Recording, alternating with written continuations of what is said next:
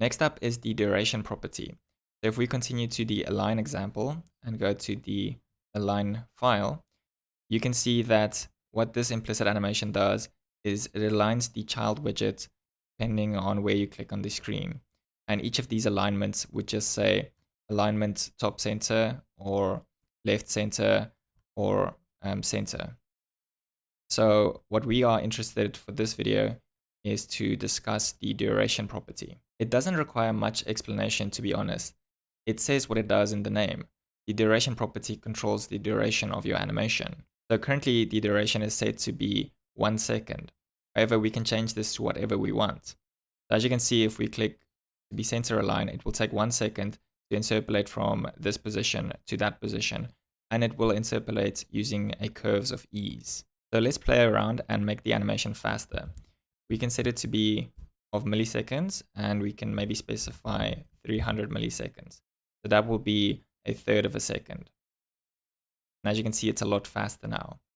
We can also set it to be minutes. So if we set it to be 1 minute, you guessed right, it will take 1 minute to interpolate to the next value.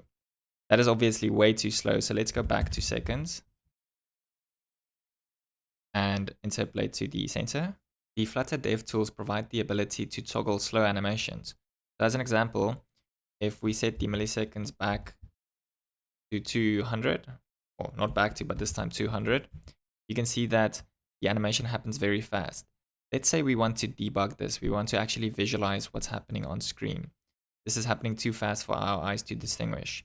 So what Flutter does, provides you a dev tool to say toggle slow animations. And if we hit toggle slow animations, as you can see, it will slow down the animation. As this is set to be milliseconds of 200, it is still happening very fast. Let's put this to be 600. And now you can see it's happening slower. And if we untoggle slow animations, you can see it's back to normal. So a very helpful tool. Once we start creating our own animations, we will be using that a lot.